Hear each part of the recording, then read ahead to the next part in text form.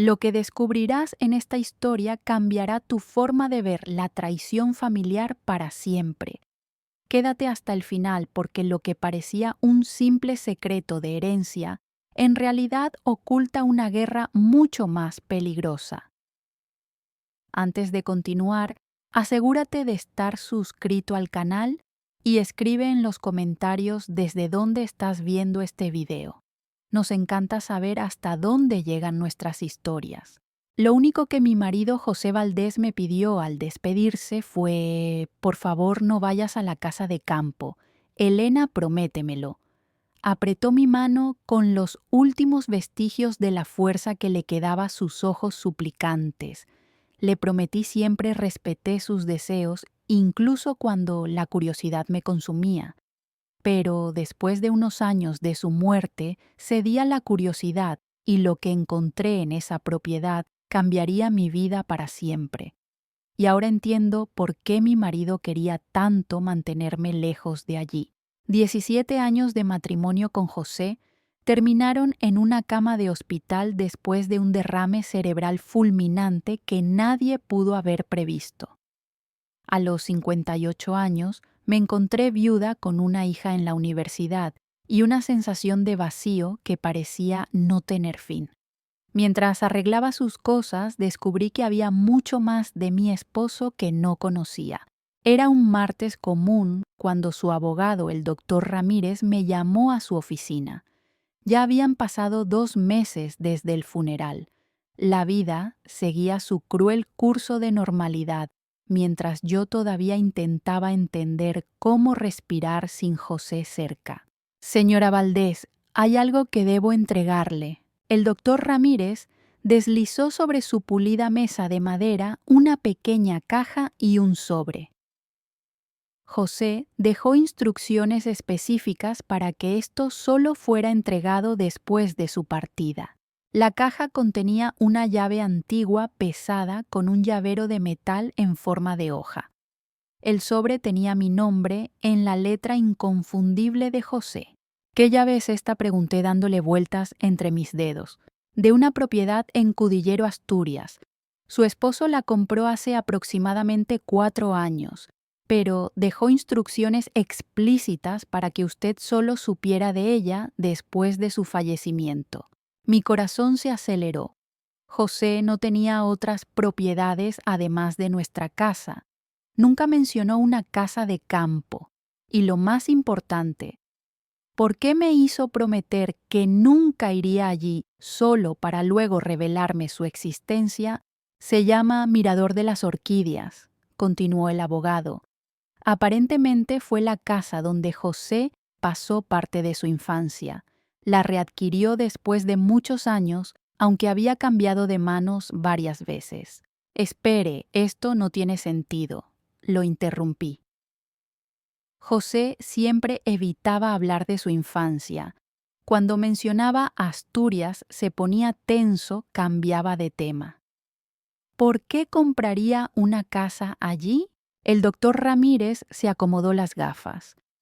No sabría decirle señora, pero hay otro detalle importante. La propiedad se ha vuelto extremadamente valiosa en los últimos 2 años. ¿Cómo es eso? Una gran desarrolladora está construyendo un resort de lujo en la zona. El terreno de la propiedad de su esposo quedó estratégicamente ubicado. Ya han hecho varias ofertas millonarias por la casa. Mi cabeza daba vueltas. José nunca había sido rico. Vivíamos cómodamente con su salario de ingeniero y el mío como profesora universitaria, pero nada que permitiera comprar una segunda casa especialmente en Asturias. ¿Y por qué mantenerlo en secreto? Con los dedos temblorosos abrí el sobre. Mi querida Elena, si estás leyendo esto es porque me fui antes de lo que esperaba. Perdóname por todos los secretos que guardé. La casa es tuya ahora. En los últimos 4 años, transformé ese lugar sombrío de mi infancia en algo que espero que consideres hermoso. Sé que te hice prometer nunca ir allí. Estoy deshaciendo esa promesa ahora. De hecho, te pido que vayas solo una vez antes de decidir qué hacer con la propiedad. En el estudio de la casa encontrarás mi laptop. La contraseña es la fecha de nuestro primer encuentro seguida de esperanza. La palabra que me enseñaste a sentir de nuevo. Te amo más de lo que jamás pude expresar, José. Apreté la carta contra mi pecho, las lágrimas empañando mi visión. Incluso después de partir, José todavía tenía el poder de sorprenderme. Necesito ver ese lugar, dije. Casi misma. Hay una complicación, interrumpió el doctor Ramírez. La familia de José está impugnando el testamento. Su hermano Ricardo alega que José no estaba mentalmente capacitado cuando compró la propiedad. Eso es absurdo. Mi esposo era la persona más lúcida y centrada que jamás he conocido. Aún así, han presentado recursos legales. Considerando el valor actual de la propiedad, esto podría convertirse en una batalla complicada. Guardé la llave en mi bolsillo, una determinación repentina apoderándose de mí. Me voy a Asturias hoy mismo. 2 días después, tras un viaje apresurado por la sierra y los valles verdes, estacioné frente a un portón de madera tallada con el nombre Mirador de las Orquídeas en hierro forjado. Mi corazón latía con fuerza mientras giraba la llave en la cerradura. El portón se abrió con un crujido suave, revelando una propiedad mucho más impresionante de lo que había imaginado. No era solo una casa de campo, era una mansión de piedra y madera rodeada de jardines impecablemente cuidados y orquídeas centenarias.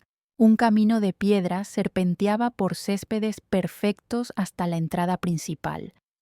Todo parecía nuevo o recientemente renovado. Nada allí sugería la infancia traumática que José se resistía a discutir. Este lugar había sido transformado con amor y dedicación. Las manos de mi esposo estaban en cada detalle, aunque yo nunca supe de su existencia hasta ahora. Mis manos temblaban mientras ponía la llave en la puerta principal. La cerradura giró con un clic satisfactorio y entré en el mundo secreto del hombre con quien compartí casi 2 décadas de vida. Lo que vi dentro me hizo agarrarme al marco de la puerta para mantenerme en pie.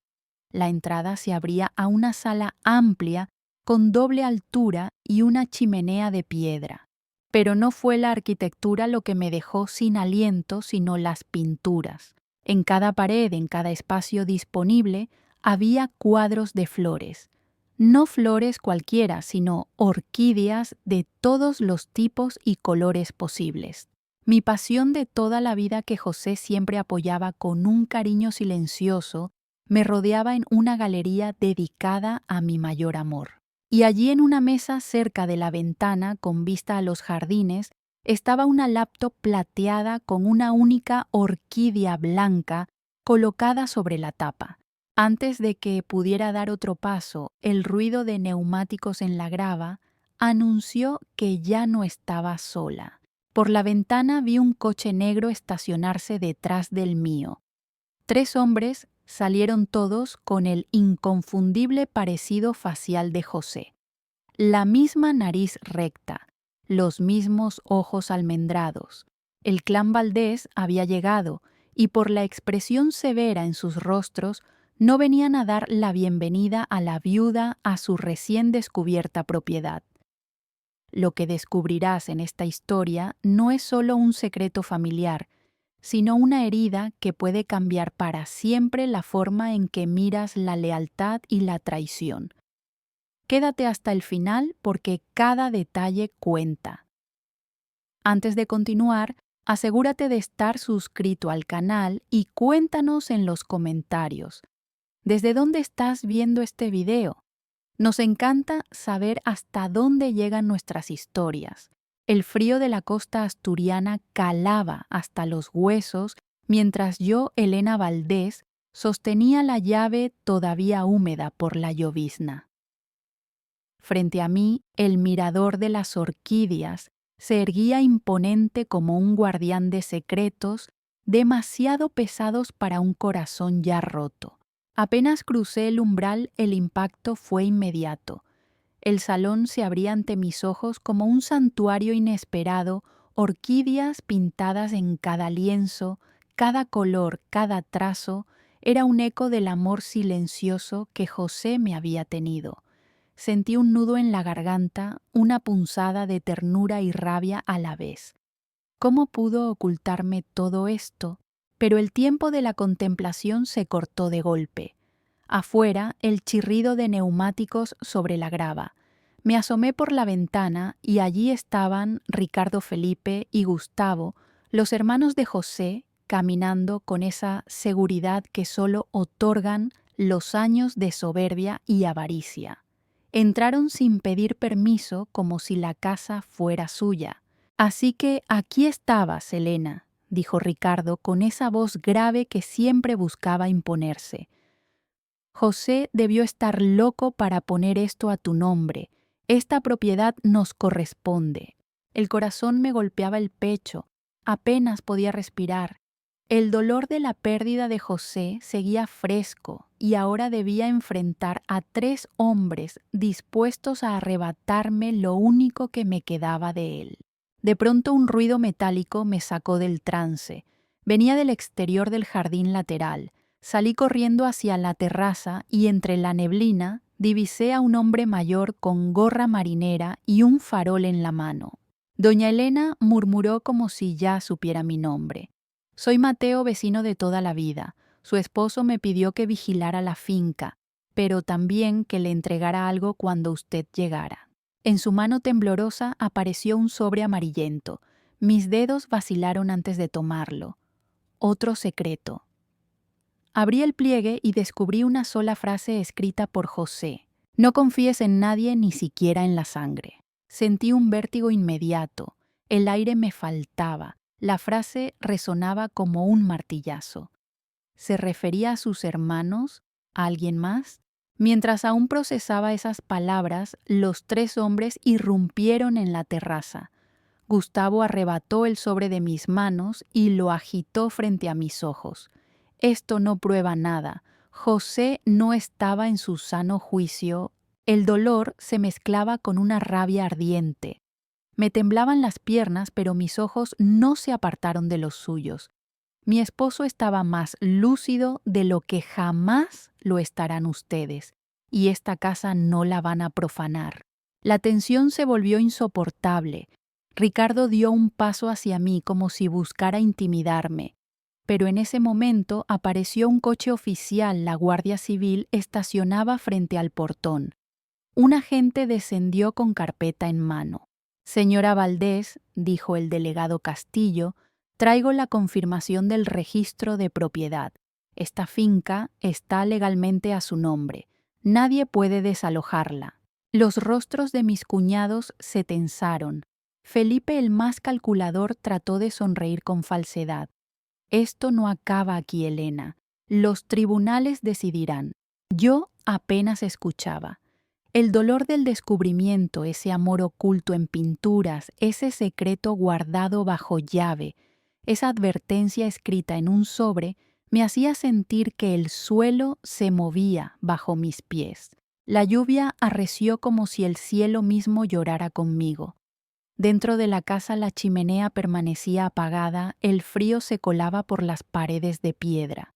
Y en medio de ese silencio helado, escuché la voz de José no con mis oídos, sino en mi memoria. «Prométeme que no irás». Lo había roto. Había entrado en la casa contra su voluntad inicial, y ahora me encontraba atrapada en un torbellino de secretos, amenazas y sospechas.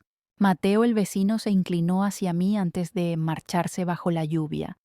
«No todos los enemigos vienen de fuera, doña Elena. A veces nacen bajo el mismo techo». Sus palabras me atravesaron como una daga. Me quedé allí sola con el eco de las botas de mis cuñados alejándose y con la sensación de que lo peor apenas comenzaba. Respiré hondo, me limpié las lágrimas y cerré la puerta con llave. Lo que había detrás de esas paredes era mucho más que una herencia. Era un campo de batalla. Si descubrieras un sobre con la frase "no confíes en nadie", ¿qué harías? Marca 0 para "lo ignoro", marca 1 para "investigo hasta el final". El eco de las botas de mis cuñados aún resonaba en el suelo de piedra cuando cerré la puerta con llave. La lluvia golpeaba los ventanales con furia, como si el mar Cantábrico quisiera entrar a reclamar también su parte. Yo, Elena Valdés, me apoyé en la pared helada del salón y traté de calmar mi respiración. El sobre con la advertencia de José seguía en mi mano. No confíes en nadie, ni siquiera en la sangre. Cada letra parecía escrita con fuego. Sentí un escalofrío recorrerme la espalda.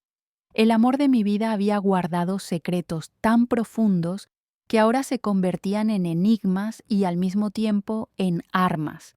Recordé entonces la laptop que reposaba sobre la mesa junto a la orquídea blanca.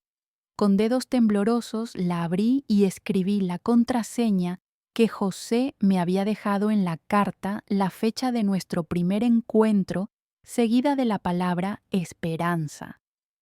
El sonido del inicio me pareció un latido que volvía a dar vida a la casa. En la pantalla apareció un mensaje de bienvenida grabado por José. Su rostro cansado pero firme me miraba desde el pasado. Elena, si has llegado hasta aquí es porque la verdad ya te ha alcanzado. Lo que encontrarás en esta casa no es solo un recuerdo de mi infancia, es también el campo de batalla de nuestro presente. Prepárate. El video se interrumpió y dio paso a una carpeta llena de archivos, mapas, contratos, fotos de reuniones, con inversores, incluso copias de correos electrónicos. El corazón me palpitaba con violencia. Mi esposo había estado librando una guerra en silencio. Pero lo más estremecedor no estaba en el ordenador. Al mover la silla para acercarme, noté que una de las baldosas del suelo resonaba hueca. Me arrodillé y con esfuerzo levanté la losa. Debajo había una pequeña compuerta metálica con un candado. En el mismo llavero de la puerta encontré una llave más pequeña e encajó a la perfección. El compartimento oculto reveló una caja de madera, dentro varias cintas de grabación y un antiguo reproductor de voz. Con manos sudorosas coloqué la primera cinta. La voz de José inundó la habitación, más íntima, más vulnerable que nunca. Elena, esta es mi sala de guerra. Si estás escuchando esto es porque mis hermanos ya habrán aparecido. No te fíes de ellos. He guardado aquí pruebas de cómo manipularon escrituras antiguas, cómo presionaron a notarios, cómo se aliaron con empresas que quieren apoderarse de esta tierra. No están solos, y tú tampoco lo estarás si sabes usar esta información. Un mareo me obligó a sentarme. La magnitud de lo que escuchaba me superaba. José no solo había previsto la batalla legal, también había recopilado todo para que yo continuara su estrategia. Era aterrador y a la vez fortalecedor. En ese momento un golpe seco en la ventana me sobresaltó. Corrí la cortina y vi a Mateo, el vecino marinero, que me hacía una seña. Abrí la puerta lateral y entró empapado por la lluvia. Doña Elena dijo, casi en susurro: sus cuñados no se han ido del todo. Los vi detenerse en la taberna del puerto. Alguien más los estaba esperando. No eran hombres del pueblo. Parecían de empresa trajeados con portafolios. La sangre me hirvió. Ya no era solo un asunto familiar, era una conspiración donde dinero y poder se entrelazaban. Miré la caja con las cintas y sentí que en mis manos estaba la llave, no solo para defender mi herencia, sino para desmantelar una red de corrupción que José había intentado enfrentar en vida. Mis piernas temblaban, el miedo era real, pero en lo más profundo de mi pecho empezaba a arder algo distinto: determinación. La Elena débil y viuda se estaba transformando en alguien que no conocía, alguien capaz de luchar con la misma fuerza con que José había preparado esta batalla. Tomé el portátil, guardé las cintas en una mochila y miré a Mateo a los ojos. Gracias por advertirme, pero no le cuente nada a nadie más. A partir de ahora, todo lo que ocurra aquí quedará entre estas paredes. Cerré la compuerta secreta y encendí nuevamente el ordenador. Allí, en una carpeta marcada como día 1, José había dejado otro video. Elena, cada día tendrás una nueva instrucción. No dejes que la desesperación te venza. Recuerda, no se trata solo de herencia, se trata de justicia. Las lágrimas me nublaron la vista. Mi José incluso desde la tumba seguía guiándome. Pero esta vez no era un consuelo, era una orden, una llamada a la acción. Respiré hondo y entre la rabia y el amor supe que estaba entrando en un mundo que muchos llamarían simplemente historias de venganza, pero para mí era mucho más. Era la única forma de defender la memoria de mi esposo y proteger a mi hija. Muchos dirían que lo que estaba a punto de vivir eran simples historias de venganza, pero yo sabía que era cuestión de supervivencia. Las cintas de José no eran recuerdos, eran armas. Piezas de un tablero donde las historias de venganza se entrelazaban con la codicia. A partir de esa noche entendí que mi vida quedaba unida a esas historias de venganza, aunque yo jamás lo hubiera elegido.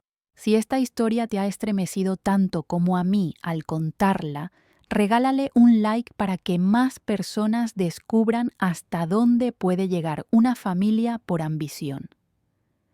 La noche después de descubrir la sala oculta de José fue un torbellino. Apenas dormí. Entre las grabaciones, los mapas y los documentos comprendí que mis cuñados no solo codiciaban la casa, tenían todo un plan para despojarme. Al amanecer el aire del Cantábrico olía a sal y a tormenta contenida. Me serví un café intentando aclarar mi mente cuando escuché el ruido de un coche en la entrada. Me asomé por la ventana y el corazón se me detuvo. Era Clara, mi hija.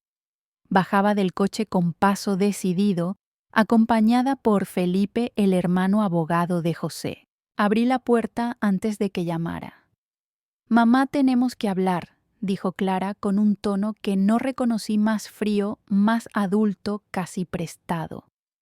Detrás de ella, Felipe sonrió con cortesía calculada. Entraron al salón. Clara recorrió la casa con los ojos brillando de admiración y reproche al mismo tiempo. «¿Por qué nunca me contaste nada de esto? ¿Por qué papá nos ocultó esta vida?». Antes de que pudiera responder, Felipe intervino sacando de su carpeta varias fotografías. «Señora Elena, no quiero incomodarla, pero es justo que su hija sepa toda la verdad», dijo con voz firme. Extendió las imágenes sobre la mesa, José reunido con empresarios desconocidos, documentos firmados, una aparente venta de la propiedad a nombre de terceros. Clara palideció. «Papá, vendió la casa, nos mintió». Sentí que el suelo desaparecía bajo mis pies. «Estas fotos están manipuladas», respondí con voz temblorosa. «Tu padre jamás habría traicionado nuestra confianza».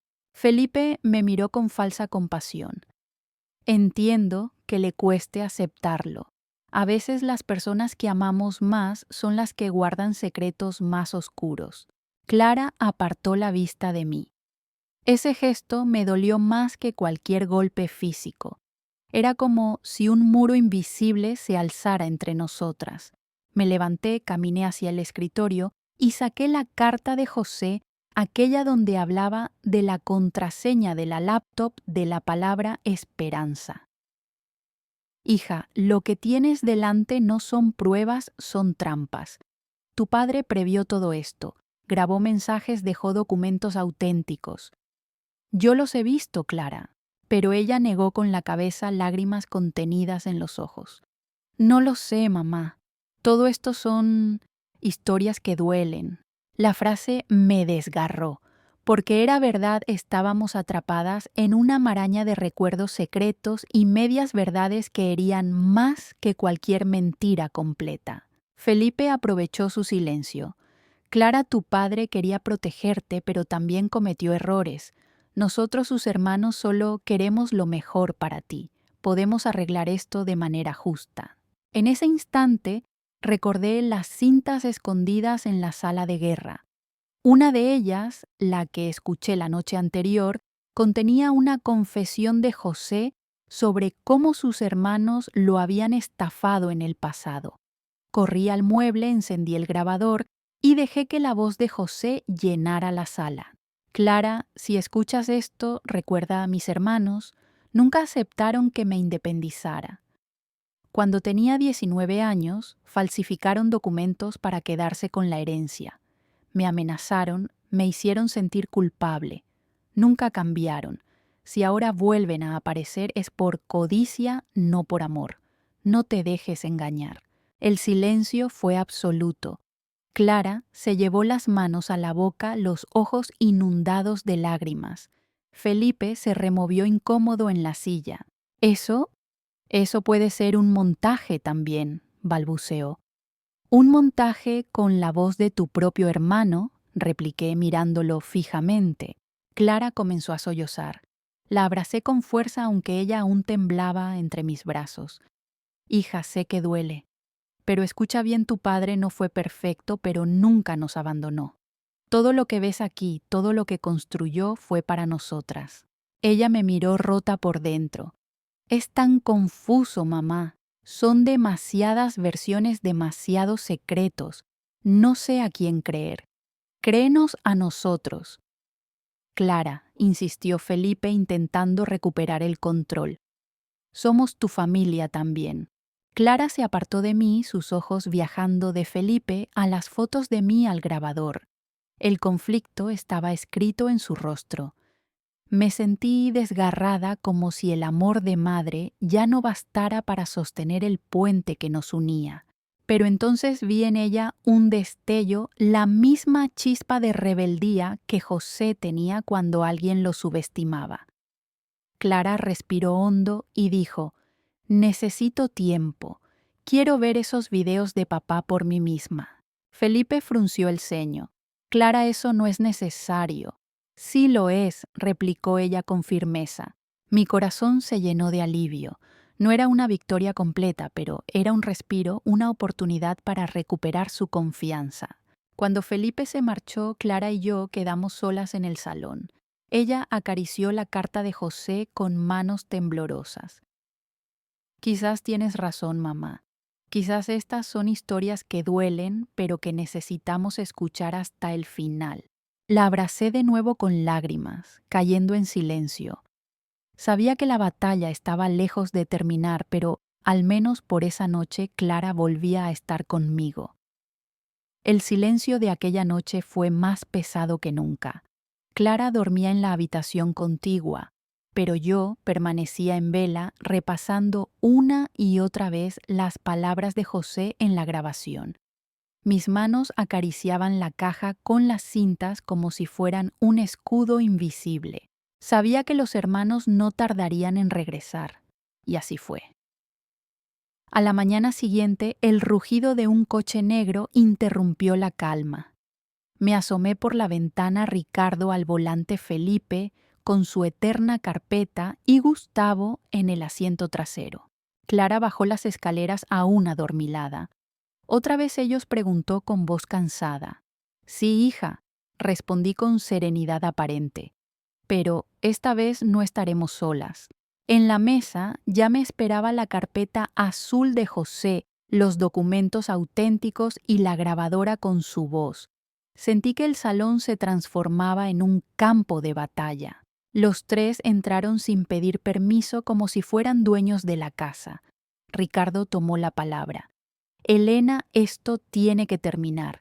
No puede seguir aferrándose a una ilusión. La casa pertenece a todos. Felipe abrió su carpeta y colocó papeles sobre la mesa. Hemos conseguido una orden preliminar que nos autoriza a inspeccionar la propiedad. Tiene dos opciones: colaborar o enfrentarse a un proceso largo y costoso. Me crucé de brazos y los miré a los ojos uno por uno. Mi esposo fue claro: esta propiedad es mía y tengo pruebas de que ustedes han manipulado la verdad. Ricardo sonrió con condescendencia. Pruebas de que... Antes de responder, sentí el leve movimiento de Clara a mi lado. Ella encendió la grabadora y la voz de José llenó la sala. Mis hermanos intentarán dividirlas, manipularlas con papeles y palabras, pero no olviden que ya hicieron lo mismo conmigo hace años. Se quedaron con lo que no les correspondía. No lo permitirán de nuevo. El rostro de Gustavo se tensó. Apartó la mirada incómodo mientras Ricardo y Felipe se mantenían firmes. Ese gesto no pasó desapercibido. «¿Qué te ocurre, Gustavo?», pregunté con suavidad. «Nada», respondió él de inmediato, demasiado rápido. Clara lo miró fijamente. «No parece nada. Pareces asustado». Los segundos se hicieron eternos. Finalmente, Gustavo se levantó y dejó caer un sobre arrugado sobre la mesa. «Estoy harto de esto», murmuró. Ricardo Felipe, siempre con sus planes. Ricardo se giró furioso. «Cállate, Gustavo». Pero era tarde. Tomé el sobre y lo abrí. Dentro había copias de correos electrónicos que mostraban cómo habían sobornado a un funcionario municipal para obtener ventajas con los terrenos del resort. La prueba definitiva. La tensión explotó como un trueno. «Esto es lo que llaman justicia familiar», les dije con voz firme. «Extorsión, sobornos, manipulación». Felipe intentó arrebatármelo de las manos, pero Clara se interpuso. «No se atrevan a tocarla». Por un instante vi en mi hija la fuerza de su padre, la misma mirada encendida que José tenía cuando lo empujaban contra la pared. El grito de Ricardo resonó en la sala. «Esa prueba no significa nada sin contexto». Lo miré fijamente y respondí con calma helada. «Significa todo. Y si no se marchan ahora mismo, será la fiscalía quien les dé el contexto». El silencio se hizo denso. Felipe respiraba agitadamente. Ricardo contenía la rabia y Gustavo, derrotado, se sentó de nuevo con las manos en el rostro. Me levanté, extendí los papeles y la grabadora frente a ellos. Se acabó. Esta casa ya no es un botín que pueden disputar. Es mi hogar, el legado que José construyó con amor y previsión, y ustedes no volverán a ensuciarlo. Clara apretó mi mano con fuerza, como si en ese instante nuestras heridas empezaran a cicatrizar. Ricardo dio un paso hacia la puerta, rojo de ira. «Crees que has ganado, Elena, pero esto no ha terminado». Lo vi marcharse, su orgullo herido, más que su ambición. Felipe lo siguió con la carpeta apretada contra el pecho, como si aún pudiera salvar algo de la derrota. Solo Gustavo se quedó rezagado. Me miró con ojos cansados. «José siempre fue mejor que nosotros», dijo antes de salir. Cuando el coche desapareció por la entrada, me dejé caer en la silla agotada. Pero en mi pecho, entre el miedo y el temblor, había un sabor distinto, el de la victoria. Clara me miró con lágrimas en los ojos. «Mamá, hoy papá estaría orgulloso de ti». La abracé con fuerza. En ese instante supe que no solo había defendido una casa, había defendido a mi familia, el honor de José y la dignidad que sus hermanos intentaron arrebatarnos. El mar rugía al fondo, pero dentro de mí todo estaba en calma. La primera gran batalla había terminado, y por primera vez desde que José se fue sentí que no estaba sola. La casa volvió a quedar en silencio después de la tormenta humana que había atravesado sus muros. El coche de mis cuñados desapareció por el camino de grava y el eco de sus voces se desvaneció. Sentí por primera vez en semanas que el aire dentro de aquellas paredes era realmente mío. Clara me abrazó con una fuerza inesperada, como si quisiera asegurarse de que no volvería a perderme. «Mamá, lo lograste. Los enfrentaste y no pudieron contigo. susurró con lágrimas brillando en sus ojos jóvenes. Acaricié su rostro y sonreí. No lo hice sola, hija. Fue tu padre quien preparó cada detalle para protegernos. Yo solo recogí sus piezas y las puse en su lugar. Esa noche dormí profundamente como hacía años que no lo conseguía. Y al amanecer, la luz entró por los ventanales del estudio como un bálsamo. El rincón de las guacamayas por fin me parecía un lugar seguro. Con el café aún caliente en la mano, decidí explorar un rincón del estudio que no había tocado desde que José lo renovó. Debajo de una mesa de trabajo encontré un pequeño arcón de madera. Estaba cubierto de polvo como si hubiera esperado pacientemente el momento justo para revelarse. Lo abrí con cautela y dentro encontré varios rollos de papel amarillento. Los extendí sobre la mesa y un escalofrío recorrió mi piel. Eran mis bocetos de juventud, dibujos que creí perdidos en alguna mudanza cuando dejé mis sueños artísticos para dedicarme a enseñar literatura y criar a Clara. Junto a los bocetos había una carta doblada con la caligrafía inconfundible de José, mi querida Elena. Siempre guardé estas páginas porque sabía que algún día volverías a necesitarlas. Tú renunciaste a muchas cosas por nosotros y este estudio fue mi manera de devolverte un pedazo de lo que dejaste atrás. Quiero que vuelvas a pintar no solo para ti, sino para que otros vean lo que yo siempre vi en ti, una mujer capaz de dar color, incluso a los momentos más oscuros. Si alguna vez sientes que llegó el momento, organiza aquí mismo una pequeña exposición. Esta casa está destinada a mostrar belleza, no solo a resistir la codicia. Con amor eterno, José. Las lágrimas nublaron mi vista. Él no solo había pensado en defendernos, sino en devolverme algo que ni yo misma me atrevía a reclamar, mi identidad perdida.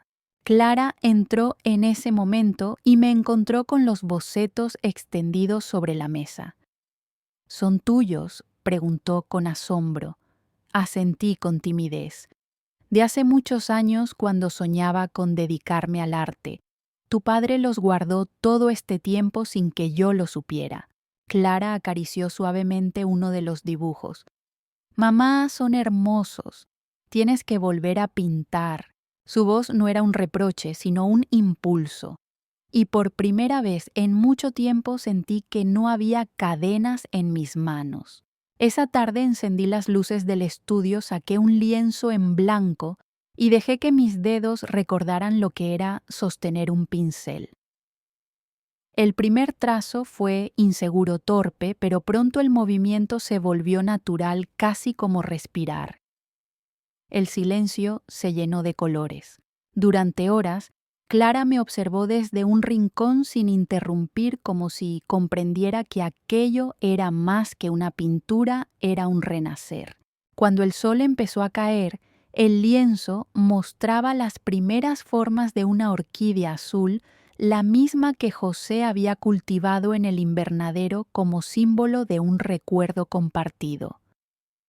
Sentí que a través del color estaba conversando con él de nuevo. Los días siguientes se convirtieron en un ritual, las mañanas dedicadas al cuidado de la casa y de las flores con Teresa, las tardes en el estudio pintando. Poco a poco, la tristeza dejó espacio a una paz serena, como si cada pincelada deshiciera un nudo de mi corazón. Un domingo, mientras repasaba mis bocetos, Clara me dijo con una chispa en los ojos: ¿y si cumplimos lo que papá pidió? Organizamos una exposición aquí en la casa, solo algo pequeño para los vecinos, para que vean que este lugar no es un botín de guerra, sino un espacio de vida. Al principio dudé.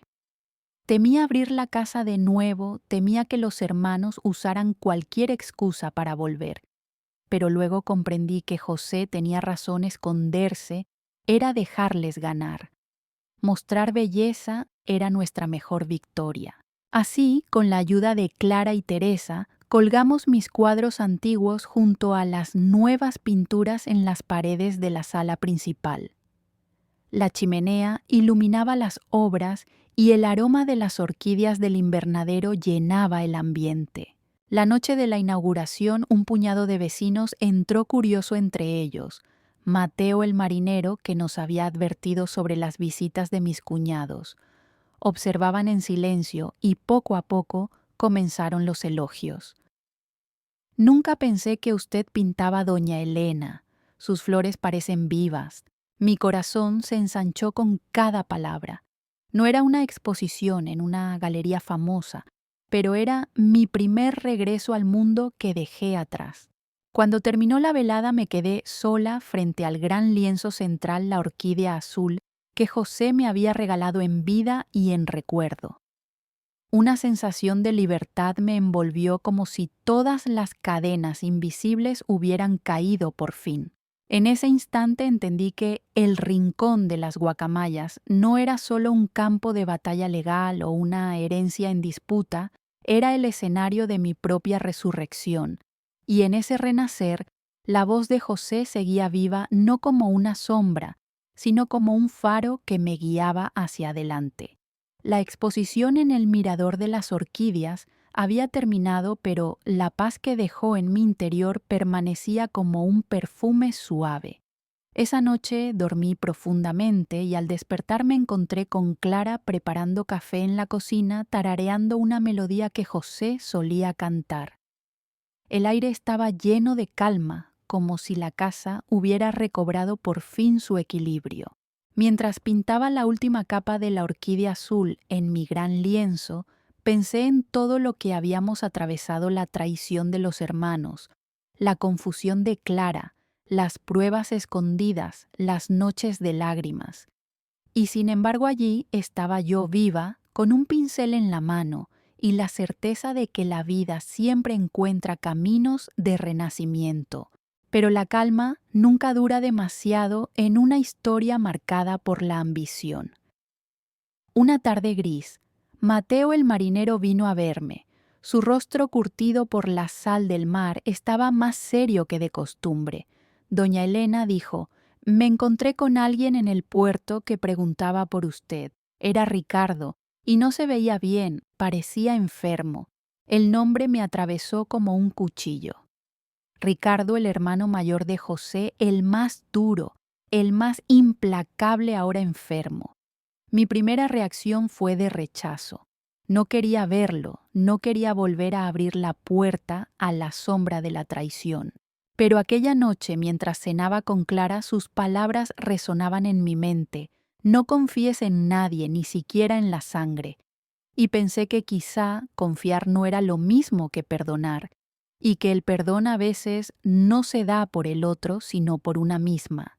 Pasaron 3 días antes de que Ricardo apareciera frente a la casa. Lo vi desde la ventana encorvado, pálido, sus manos temblorosas apoyadas en un bastón. Toqué la puerta con cautela. Elena, su voz, ya no era la del hombre que había gritado amenazas, sino un susurro cansado. «No vengo a discutir, vengo a pedirte algo que nunca pensé que pediría escucharme». Lo invité a entrar. Clara, desconfiada, se quedó en la escalera observando en silencio. Ricardo se sentó frente a la chimenea apagada y bajó la mirada. «Me estoy muriendo, Elena. El médico me habló de un tumor avanzado. No me queda mucho tiempo. No estoy aquí por la herencia. Estoy aquí porque cuando vi tus cuadros en la exposición, comprendí algo. José tenía razón. La vida no se mide en propiedades ni en dinero, sino en lo que dejamos en el corazón de los demás. Y yo no dejé nada, solo heridas». Sus palabras eran un golpe inesperado. Por un momento vi no al enemigo, sino al hombre roto por sus propias decisiones. «¿Por qué ahora?», Ricardo, pregunté con voz serena. «¿Por qué no antes, cuando aún podías elegir otro camino?». Él levantó la mirada y sus ojos estaban llenos de lágrimas. «Porque fui orgulloso, porque nunca acepté que José hubiera logrado lo que yo no, porque pensé que la fuerza estaba en poseer, no en amar. Y ahora es tarde. Solo quiero pedirte perdón. Un silencio pesado llenó la sala. Clara bajó unos escalones más conmovida. Yo respiré hondo. La rabia aún estaba en mi pecho, pero sentí que ya no me quemaba como antes.